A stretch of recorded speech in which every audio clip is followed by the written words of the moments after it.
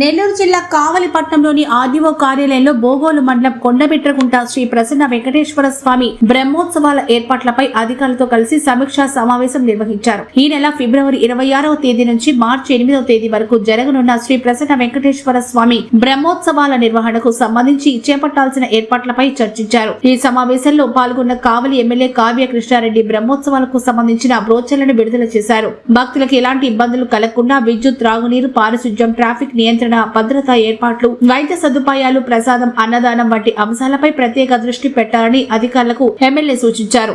అలాగే బ్రహ్మోత్సవాలు విజయవంతంగా జరగాలంటే అన్ని శాఖల అధికారులు సమన్వయంతో పనిచేయాలని, భక్తుల సౌకర్యమే ప్రధాన లక్ష్యంగా ముందుకు సాగాలని ఎమ్మెల్యే తెలిపారు. ఈ కార్యక్రమంలో పలు శాఖల అధికారులు పాల్గొన్నారు. నమో వెంకటేశాయ నమః. బెల్వకోట క్షేత్రం శ్రీ ప్రసన్న వెంకటేశ్వర స్వామి యొక్క నవాహనిక బ్రహ్మోత్సవాలు ఈ నెల 26 నుంచి ప్రారంభమై మార్చి 8వ తేదీ వరకు జరిగేటువంటి ఈ మహోత్సవాలు మొట్టమొదట తిరుమల దేవస్థానం యొక్క ఆచార సాంప్రదాయాలకు, తిరుమల దేవస్థానంలో బ్రహ్మోత్సవాలు జరిగే విధి విధానాలతో 11 రోజుల పాటు మన బెల్వకుంట క్షేత్రంలోని కొండబెట్టగుంట శ్రీ ప్రసన్న వెంకటేశ్వర స్వామి యొక్క బ్రహ్మోత్సవాలను ఏర్పాటు చేయడానికి ప్రభుత్వము, పండితులు నిర్ణయించిన మేరకు ఉత్సవాలు జరుగుతున్న వేళ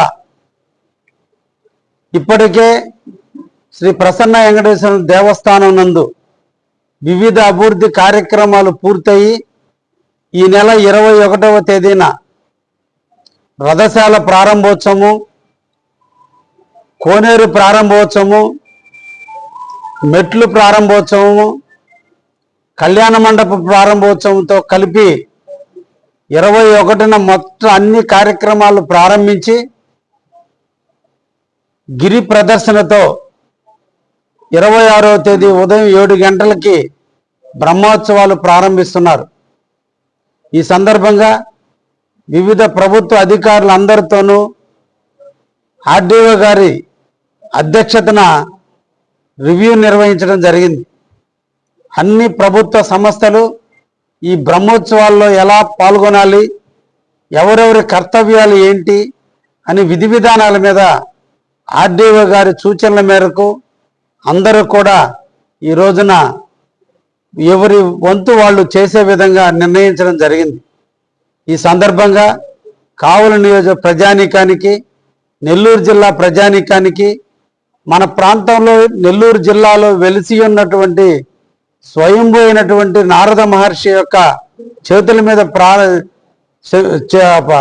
ప్రతిష్ఠించినటువంటి శ్రీ ప్రసన్న వెంకటేశ్వర స్వామి యొక్క బ్రహ్మోత్సవాలను రంగరంగ వైభవంగా దాతల ఆధ్వర్యంలో నిర్వహించడం జరుగుతుంది. కాబట్టి లక్షలాదిగా భక్తులు విచ్చేసి బ్రహ్మోత్సవాలలో పాల్గొనండి అని చెప్పి అందరికీ కూడా తెలియజేస్తున్నా.